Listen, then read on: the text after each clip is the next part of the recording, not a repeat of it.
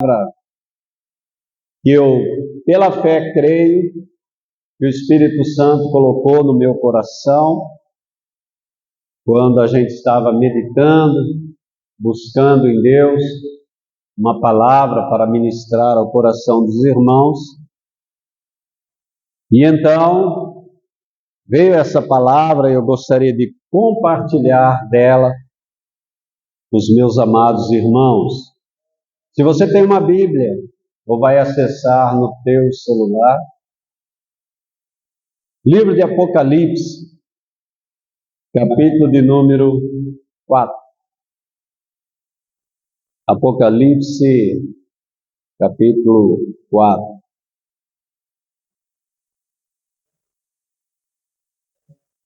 Glória a Deus.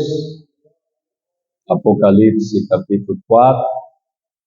Louvado é o nome do Senhor, o Deus de toda glória. Todos encontraram, amados? Não é um livro difícil de encontrar, né? É fácil. Então vamos lá. Depois destas coisas, olhei, e eis que estava uma porta aberta no céu. E a primeira voz que, como de trombeta, ouvira falar comigo, disse: sobe aqui e mostrar-te-ei as coisas que depois destas hão de acontecer. E logo fui arrebatado no espírito, e eis que um trono estava posto no céu, e um assentado sobre o trono. E o que estava sentado era, na aparência, semelhante à pedra de jaspe e sardônica. O arco celeste estava ao redor do trono e parecia semelhante a esmeralda. E ao redor do trono havia 24 tronos, e havia sentados sobre os tronos 24 anciãos, vestidos de vestes brancas, e estes tinham sobre a sua cabeça coroas de ouro. E do trono saíam relâmpagos, trovões e vozes. E diante do trono ardiam 7 lâmpadas de fogo, as quais são os 7 Espíritos de Deus. E havia diante do trono como um mar de vidro, semelhante ao cristal.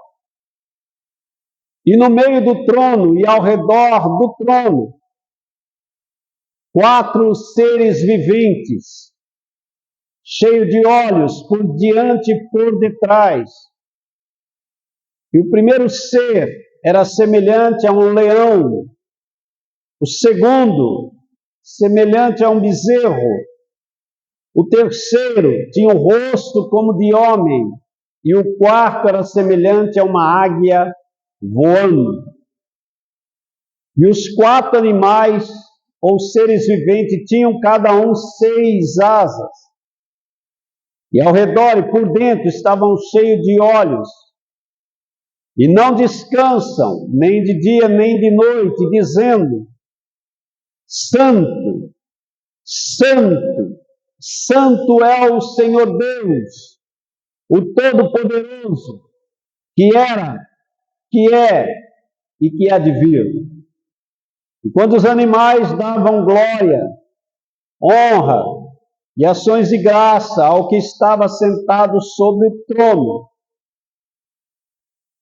ao que vive para todo sempre, os 24 anciãos prostravam-se diante do que estava sentado sobre o trono e adoravam o que vive para todo sempre, e lançavam as suas coroas diante do trono, dizendo: digno és, Senhor, de receber glória, honra e poder, porque tu criaste todas as coisas, e por tua vontade são e foram criadas.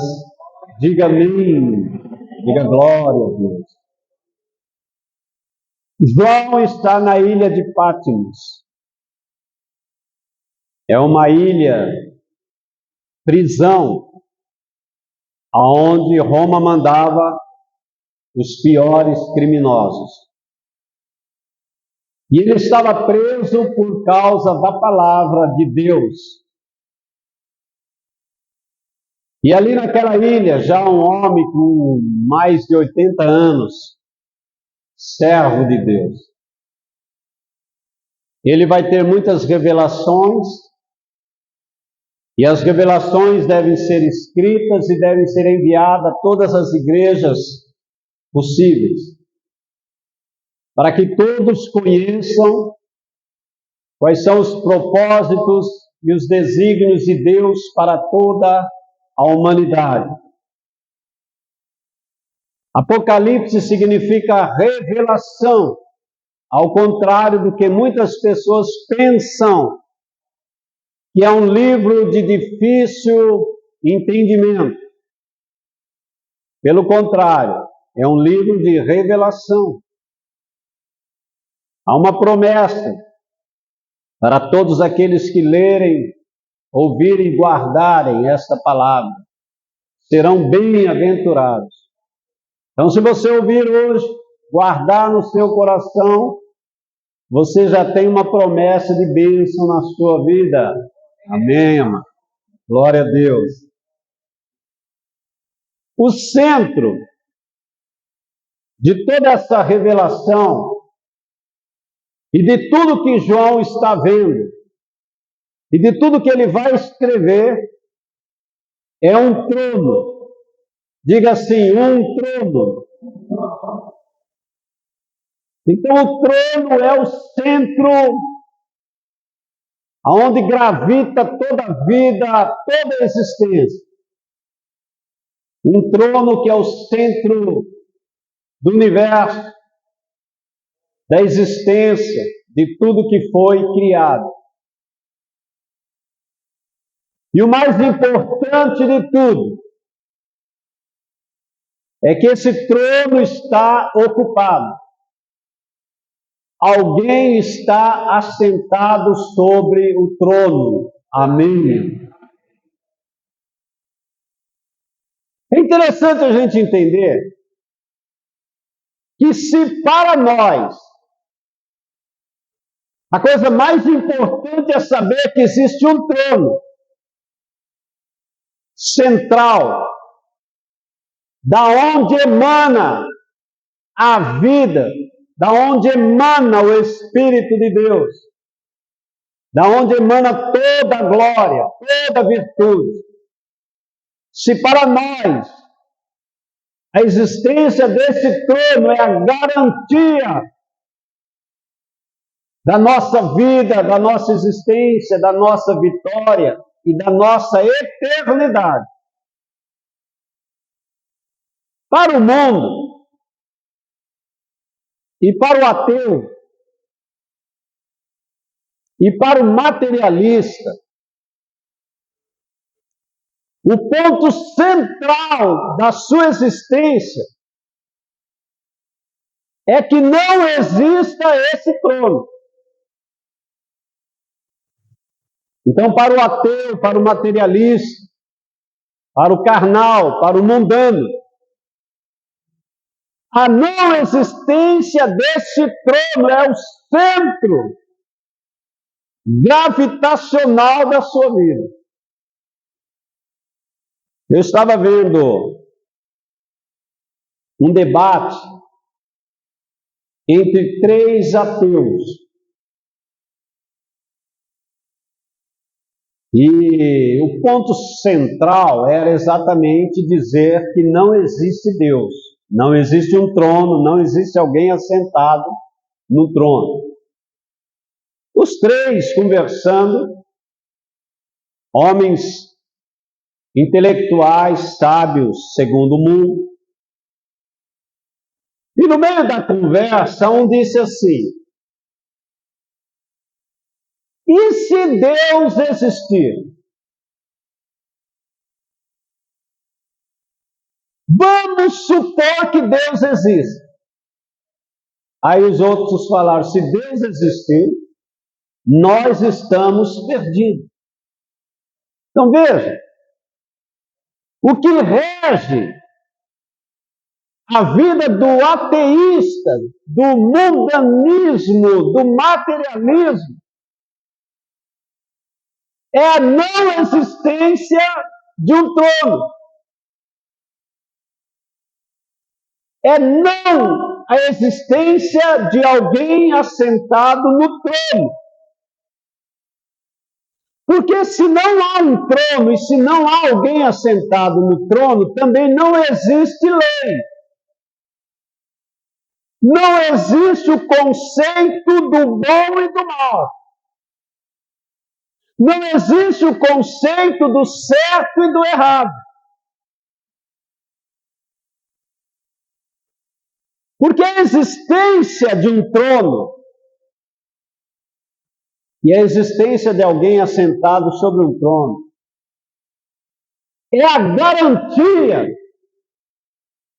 de que existe o bem, como existe o mal. Existe o certo e existe o errado. Porém, preste atenção nisso. Quem determina o que é bom e o que é mal, quem determina o que é certo e o que é errado, é aquele que está sentado no trono. A leitura que nós fizemos aqui mostra essa realidade. Você está dentro do ambiente de Deus. João, ele entra na sala do trono. Ele está no ambiente imensurável. E o que ele vê e o que ele sente é uma glória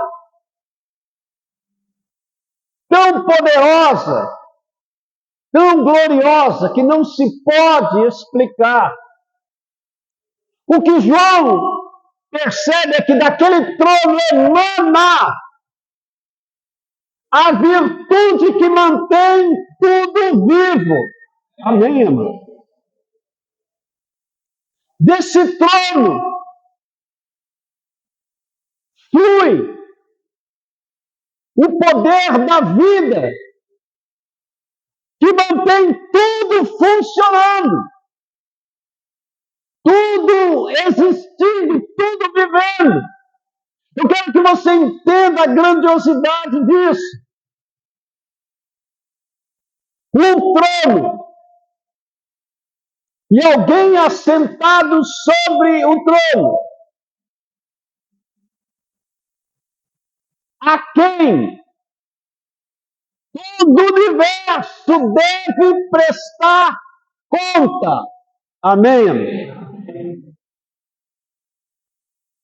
Então vamos colocar as coisas assim.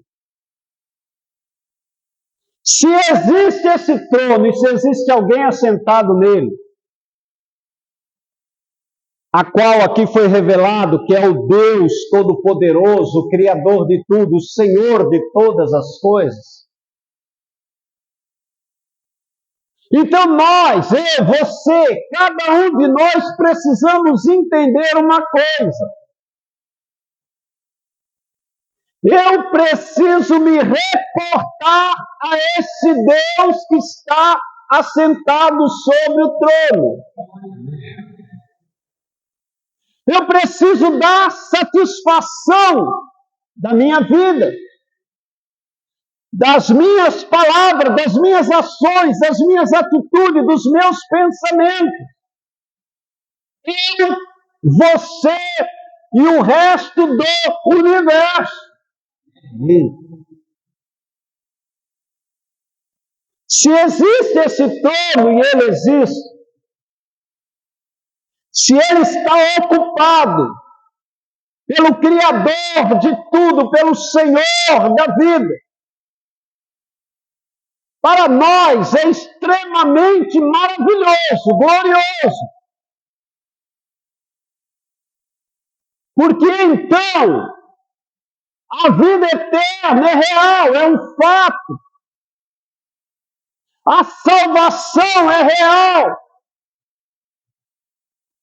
A transformação da nossa vida é real. A cura é real.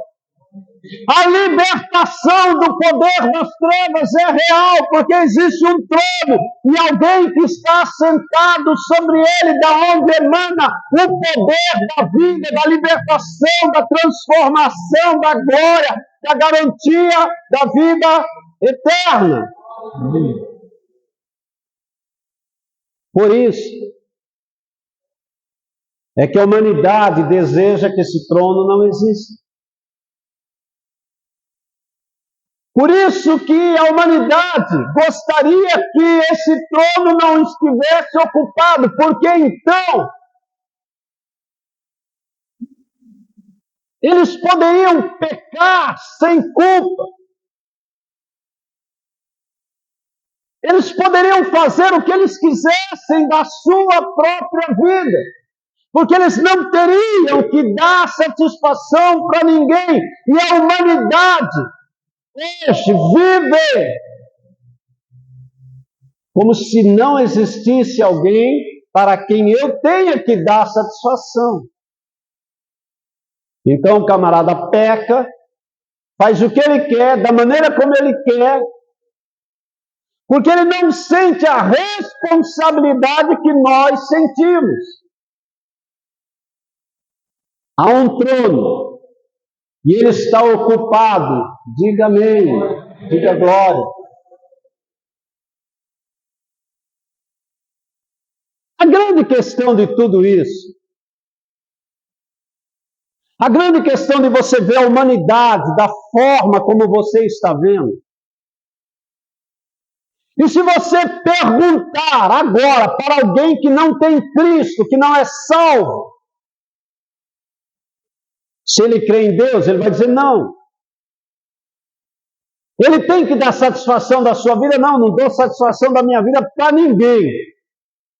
A minha vida é minha e eu faço dela o que eu quiser. Não é o que nós ouvimos? A vida é minha, eu faço dela o que eu quiser. O que é certo, o que é errado para você? Olha, eu acho que isso é certo, eu acho que aquilo é errado. Eu é que determino o que é certo, o que é errado. Então a humanidade comprou de alguém uma ideia de que o bom e o mal é determinado por nós mesmos. Eu que determino o que é bom. Olha, eu acho que isso é bom, vou fazer.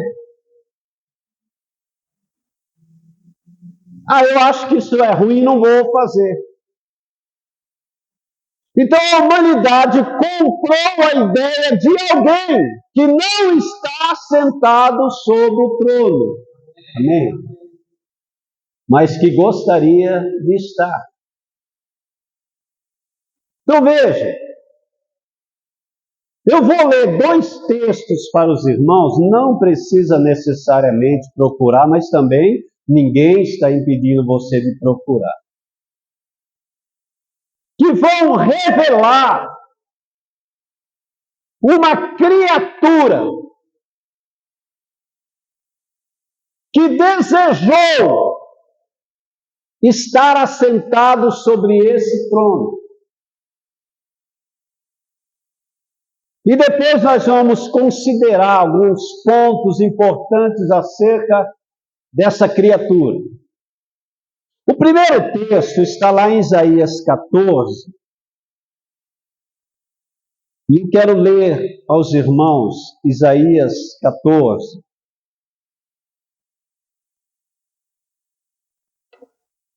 Presta atenção nisso, Isaías 14, a partir do verso 12. É muito importante você prestar atenção. Isaías está falando de um rei a princípio, mas ao falar desse rei, que era um rei rebelde, contrário à vontade de Deus, ele revela o que está por trás da atitude daquele rei. E então ele começa a falar de onde está a origem da maldade daquele rei. Então, a partir do verso 12 diz assim: como caíste desde o céu, ó estrela da manhã, filha da alva, como fosses derrubado por terra, tu que debilitava as nações. Presta atenção nisso. E tu dizias no teu coração: eu subirei ao céu, acima das estrelas de Deus, exaltarei o meu trono, e no monte da congregação me assentarei, aos lados do norte. Subirei sobre as alturas das nuvens, e serei semelhante ao Altíssimo. Contudo, levado serás ao inferno, ao mais profundo do abismo. Veja, o que o profeta Isaías está revelando. Ele fala de um ser que é chamado aqui de estrela da manhã. Eu não sei se os irmãos sabem que este também é um dos títulos do próprio Senhor Jesus Cristo. Estrela da alva, estrela da manhã. Alguém que disse: eu subirei, eu me assentarei no trono, eu serei semelhante ao Altíssimo. Contudo, a ordem daquele que está sentado sobre o trono: serás derrubado até o inferno. Jesus Cristo disse: eu vi Satanás cair do céu como um raio. Jesus Cristo disse para os judeus ali em João 8: vocês têm como pai o diabo, porque ele nunca se firmou na verdade. Ele é mentiroso e ele é assassino desde o princípio. Então, Cristo está trazendo a realidade dessa profecia de Isaías, que um dia alguém ousou, um ser, um querubim, ousou subir, ser igual a Deus, assentar-se no trono de Deus. Agora eu quero chamar a atenção dos irmãos para outra leitura do profeta Ezequiel, que traz a mesma realidade. Ele também está profetizando acerca de um rei que tem no seu coração todos os sintomas que foi introduzido por causa de Satanás. Ezequiel 28, do versículo 11 a seguir, diz assim a palavra de Deus: veio a mim a palavra do Senhor dizendo: filho do homem, levanta uma lamentação sobre o rei de Tiro e dize-lhe: assim diz o Senhor Jeová, tu eras o selo da medida, cheio de sabedoria e perfeito em formosura. Estivestes no Éden, jardim de Deus. De toda pedra preciosa era a tua cobertura: a sardônia, o topázio, o diamante, turquesa, o ônix, jaspe, safira, carbúnculo, esmeralda e ouro. Em ti se faziam os teus tambores e os teus pífaros, no dia em que fosses criado, foram preparados. Tu eras querubim ungido para cobrir, e te estabeleci no monte santo de Deus, estava no meio das pedras afogueadas andava.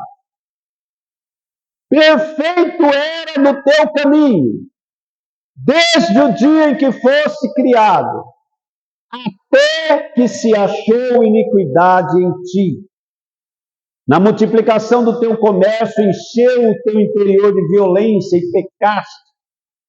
Por isso te lancei profanado do monte de Deus, e te fiz perecer, ó querubim, cobridor, no meio das pedras afogueadas. Elevou-te o teu coração por causa da tua formosura. Corrompeste a tua sabedoria por causa do teu resplendor. Por terra te lancei diante dos reis, te pus, para que olhem para ti. Pela multidão das tuas iniquidades, pela injustiça do teu comércio, profanaste os teus santuários. E eu, pois, fiz sair do meio de ti um fogo, que te consumiu, e te tornei cinza sobre a terra, aos olhos de todos os que te veem. Todos os que te conhecem, entre os povos estarão espantados de ti. Em grande espanto se tornaste, e nunca mais subsistirá. Amém. Os dois profetas, os dois textos, estão revelando que um dia, um ser celestial, um querubim, um anjo do Senhor, se rebelou contra Deus, e no seu coração desejou assentar-se no trono de Deus e ser semelhante a Deus. E o Senhor o lançou por terra, profanado, destruído, de uma criatura gloriosa de luz, um ser caído de trevas. Agora eu quero chamar a atenção dos irmãos para uma coisa importantíssima. Lá está Deus, no Éden, criando a humanidade. Presta atenção nisso. E Ele criou o homem, a imagem da sua semelhança, e colocou no Éden, o jardim de Deus. Havia uma árvore ali, chamada árvore do conhecimento do bem e do mal. Havia uma árvore.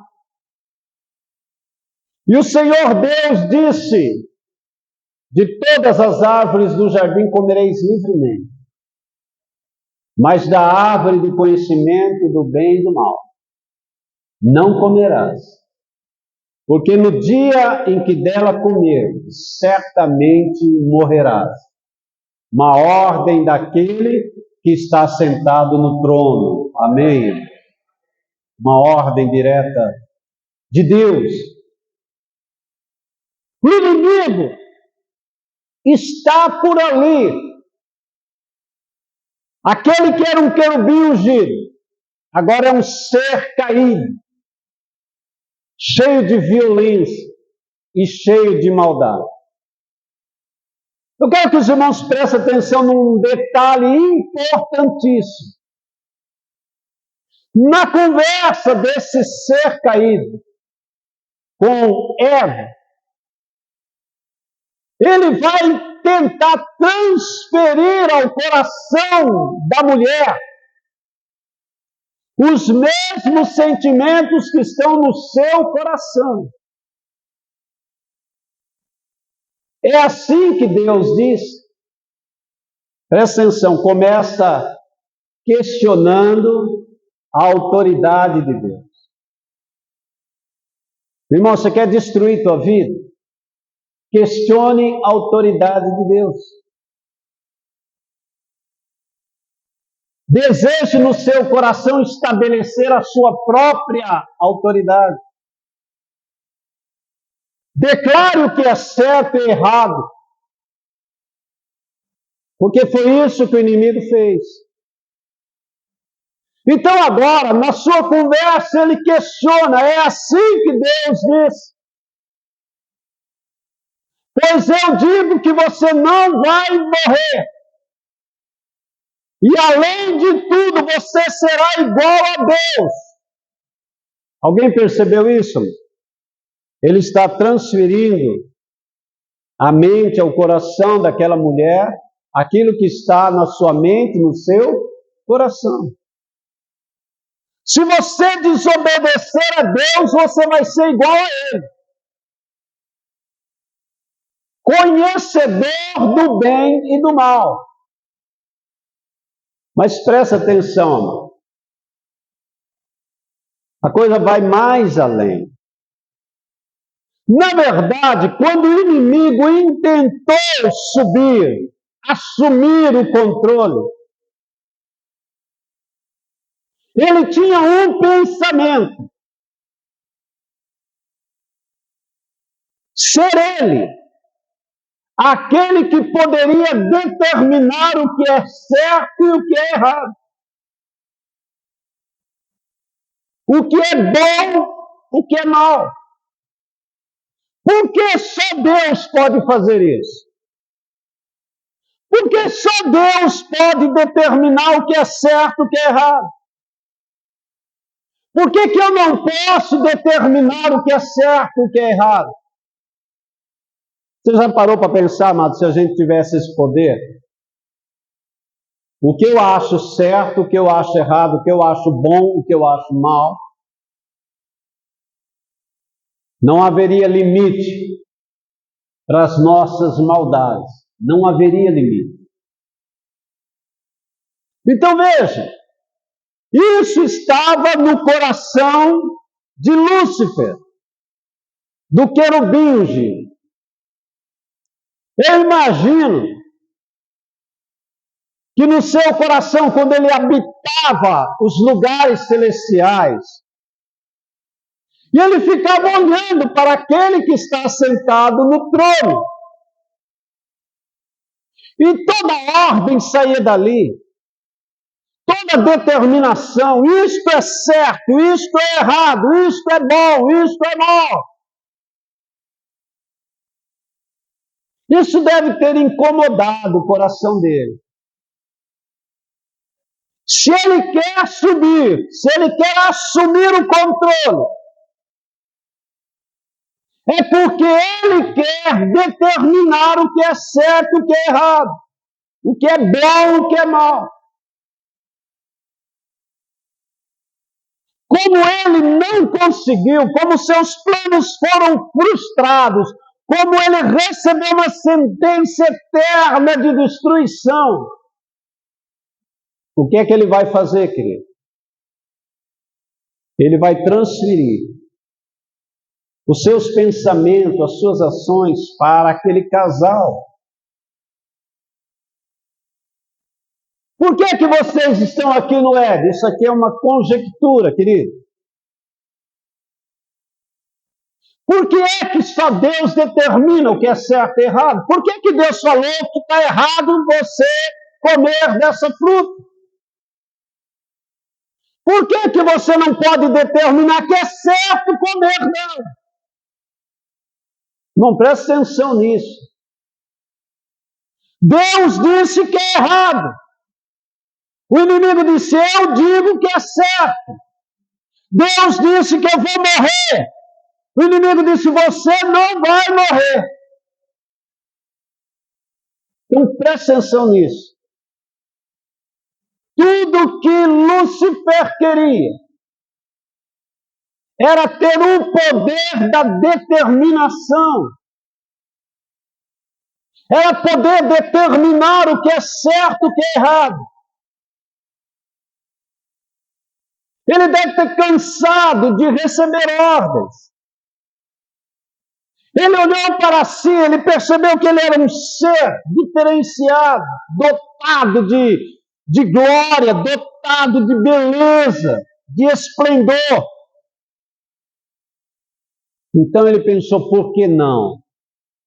Por que não assumir? Por que não subir? Por que não me assentar no trono? Porque se eu assumir, eu vou mudar essas regras. Uma das coisas que a gente tem que entender acerca de Deus é que Deus é bom, Deus é amor, Deus é justo, Deus é santo, amém, querido? Então, tudo que Ele determinar é baseado naquilo que Ele é. Então, todas as determinações de Deus, Ele usa como parâmetro a sua santidade, a sua moralidade, a sua perfeição, o seu amor. Então, tudo que Ele faz é perfeito, amém, irmão? O Deus perfeito assentado no trono, determinando o que é bom. Então ele está dizendo que é bom ser santo, é bom ser amoroso, é bom ser justo, e é ruim ser mau. É mau ter ódio, é mau não ser santo. Então ele estabelece um padrão perfeito, mas esse padrão perfeito é só para os perfeitos, amém, querido? Por isso que Jesus disse assim, o mundo me odeia. Você sabe por que o mundo odeia Jesus? Porque ele é bom, porque ele é amoroso, ele é santo. Nele não reside o pecado, não há pecado nele. Então o mundo odeia o que é bom, o que é justo, o que é santo. Porque o mundo ama o pecado, o mundo ama o erro, a injustiça, a intolerância, o ódio, a violência. Olha para o mundo. Os homens estão se matando, se destruindo. Há uma violência nas suas ações, há um ódio, há um rancor, há uma malignidade que quer destruí-los. É o espírito de Satanás no coração do homem. É uma transferência de tudo aquilo que Satanás é para o coração do homem. Se rebele, não aceite ordens, determine o seu próprio caminho, é o que Satanás diz. Por que vocês dois vão ficar aí no Éden dizendo santo, santo, santo, e obedecendo ordens, se vocês podem determinar a vossa própria vida? Por que vocês não saem desse Éden? Por que vocês não vão conhecer o mundo? Veja, tudo que Deus está fazendo é um ato de amor, de proteção. É o amor de Deus protegendo os seus filhos, amém? O amor de Deus é protetor. Tudo que Ele diz que é bom, pode ter certeza, é porque é bom. Tudo que Ele diz que é ruim, pode ter certeza, é porque é ruim, é mal mesmo. Então há uma rebelião no Éden. Satanás, o rebelde, agora conquista o coração de Eva, que conquista o coração de Adão. Então há uma rebelião. Subirei, serei, determinarei. E assim como Satanás foi expulso das regiões celestiais. O casal foi expulso do Éden. Porque Deus é santo. Ele é maravilhoso, filho. Deus é amoroso. E Ele não pode conviver com o mal. Ele não pode conviver com a violência. E agora os homens saem dali. E a partir de agora o homem vai criar as suas regras. O que eu acho que está certo, o que eu acho que está errado. Ele não sabe que a sua rebelião vai destruir a sua vida. Ele não sabe que ele é incapaz de determinar coisa alguma. Mas ele vai arriscar. E a partir de agora nós vamos ter uma humanidade que imagina no seu coração que foi bom se afastar de Deus. Sabe, querido, eu já vi muito crente, eu já fiz isso também em alguma época da minha vida. Eu vou largar a mão de igreja, de crente, vou viver a minha própria vida, vou fazer o que eu quero. Aí sabe o que a gente quer? Pecar, beber, usar droga, prostituir. Então, para a gente fazer isso, você tem que sair de perto de Deus. A gente arruma uma desculpa, não, vou largar a mão, não estou aguentando, não dá para ficar aqui. É muita ordem, é muita orientação, só de bem, de certo. Eu vou sair, eu vou determinar a minha própria vida. Aí o camarada sai, se rebenta, dá perda total, aí volta. E Deus, no seu infinito amor, nos recebe, nos cura, nos liberta, nos lava, nos limpa, nos transforma e recebe de novo. Amém? Parábola do filho pródigo é o texto mais contundente sobre isso. Alguém que está na casa do Pai, debaixo do seu amor, debaixo da sua proteção. Irmão, deixa eu falar uma coisa para você.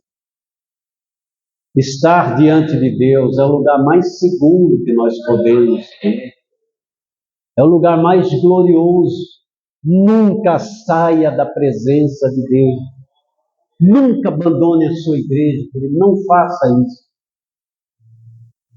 Porque é um lugar seguro.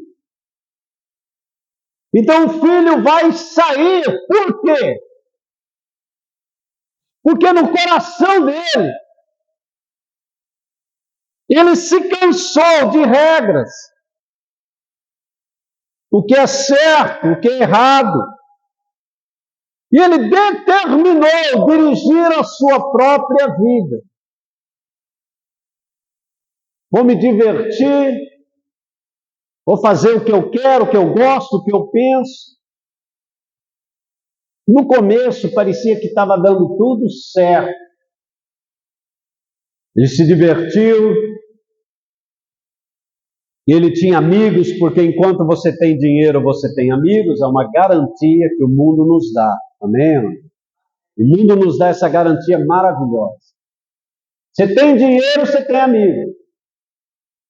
Acabou o dinheiro, acabou os amigos. E agora veja, da casa do Pai, ele está no coxo de Satanás. Ele está diante da lavagem do mundo. Ele está roubado, destruído, porque ousou Ele ousou determinar o seu próprio caminho. Mas pela misericórdia de Deus, ele caiu em si e disse: voltarei para a casa do meu pai. Amém. E o pai o recebeu. E eu tenho certeza que dali para frente, ele iria seguir as ordens do seu pai, porque era segurança para a vida dele. Irmão, tudo que Deus determina é para a nossa segurança, a nossa cura, a nossa salvação. Só Ele pode dizer o que é bom. Ninguém mais, querido. Só Ele pode dizer o que é mal. Agora a humanidade inteira, com o espírito de Satanás, João chega a dizer o espírito do anticristo, estão determinando. E o pior, isso tem invadido o seio da igreja. O inimigo está trabalhando tão ativamente que isso tem entrado no seio da igreja. Aqueles irmãos que têm mais de 30, 40 anos de cristão, de crente no Senhor, sabem do que eu estou falando. Há 40 anos atrás, havia uma ideia sobre o que é certo e errado, que hoje está falida. O que nós pensávamos há 40 anos atrás, sobre o que é certo e errado, baseado naquilo que está na palavra de Deus, hoje já não existe mais. Pastores, líderes, apóstolos, determinando o que é certo e errado. Eu vi um grande líder dizer: quem é Paulo? Eu não reconheço Paulo. Cristo foi homofóbico. Cristo foi preconceituoso. Veja, pastor, não estou falando de gente do mundo, não, estou falando de pastores que um dia pregaram a verdade. Mas o inimigo foi se infiltrando e trabalhando na mente das pessoas. E hoje, homens que influenciam milhares de pessoas estão declarando que é certo, contrário àquilo que é vontade de Deus. Agora, uma coisa que nós precisamos entender nessa noite, independente de tudo que está acontecendo no mundo e no seio da igreja, um dia, todos nós, diga assim, todos nós, vamos comparecer diante do trono. Amém. Como esse trono existe? E como existe alguém assentado nesse trono?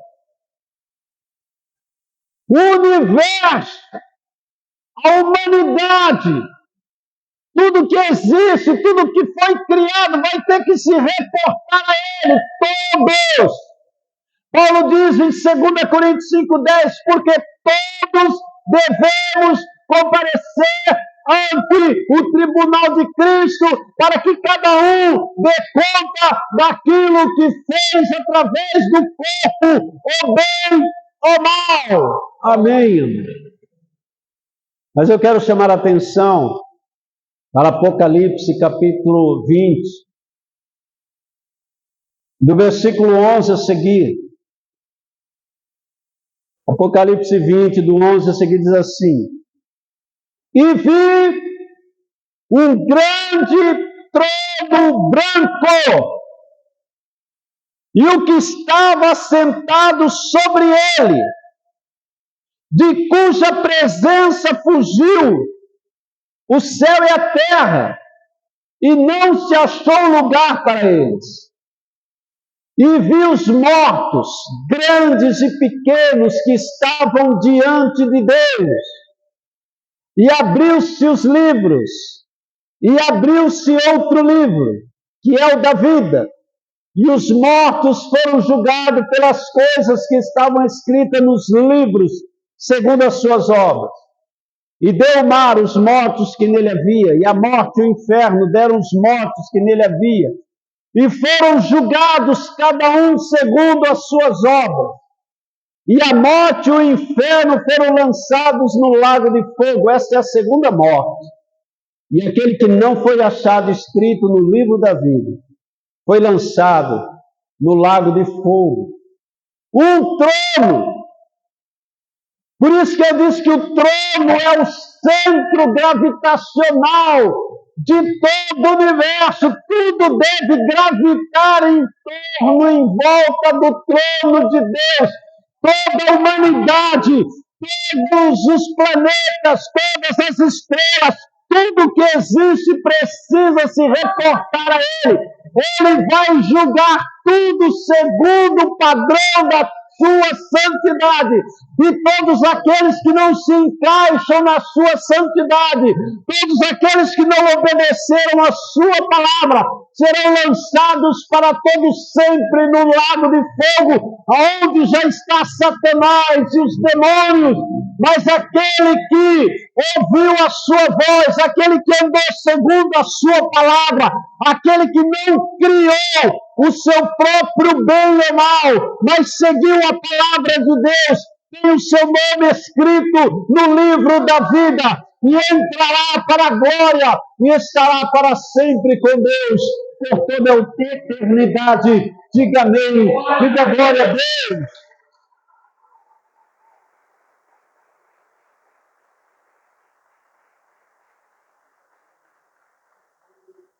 Então nós temos um trono que está ocupado. Existe alguém sentado num trono. Ele é o Rei dos Reis e Senhor dos Senhores. Ele é o Senhor que vai julgar todas as coisas. A minha vida e a sua vida vai ser julgada por Ele. Um dia eu e você estaremos diante dele. Se você acreditar, você vai estar diante dele. Se você não acreditar, vai estar da mesma forma diante dele. Um dia, todos os nossos olhos o verão. Um dia, todos nós estaremos diante dele. Então, eu quero dizer uma coisa para os irmãos nessa noite. Se existe um trono, se existe alguém que está sentado sobre ele, isso deve reger e direcionar a minha vida. Eu preciso entender uma coisa, que tudo que eu faço, falo, penso, está diante dos olhos daquele que está sentado sobre o trono. Nesse exato momento, aquele Deus, o Eterno, que está sentado sobre o trono, está olhando para você, nesse exato momento. Mas Ele estará olhando para você quando você estiver sozinho. Ele estará olhando para você quando você estiver fazendo bem. Ele estará olhando para você quando você estiver fazendo mal. Então entenda uma coisa, nossa vida deve ser dirigida por essa verdade absoluta. Existe um trono e ele está ocupado. Amém? E que o Espírito Santo de Deus te faça compreender isso. Amanhã, quando você estiver indo para o trabalho, entenda, existe um trono, ele está ocupado, existe alguém olhando para você, existe alguém que quer dirigir a sua vida, querido. Existe alguém que sabe o que é bom e sabe o que é mal. Existe alguém que tem poder infinito para dirigir os teus caminhos, para que você não naufrague no mal, para que você não afunde no mal, para que você não se perca. Existe alguém que é capaz de te orientar. de dirigir os teus passos para que você não seja destruído. Amém. E esse Deus maravilhoso te convida nesta noite para estar diante do trono, porque diante do trono há alegria, diante do trono de Deus há vida e há salvação, diante do trono de Deus há poder, porque tudo flui, tudo emana do trono de Deus. Ezequiel 47, ele está olhando para o trono de Deus. Ele viu que de debaixo dos tronos saiu um rio, um ribeiro de águas. Ele percebeu que aonde aquelas águas tocavam, dava vida, ressurgia vida. Então ele percebeu que daquele trono emana o Espírito Santo de Deus, emana vida, emana glória. Então o lugar mais seguro, mais perfeito é diante do trono de Deus. Então eu tenho que ter certeza nessa noite, existe um trono, ele está ocupado, eu quero estar diante dele, porque é o lugar mais perfeito e maravilhoso para a minha vida. Diga amém, diga glória a Deus, se coloque em pé, em nome do Senhor Jesus.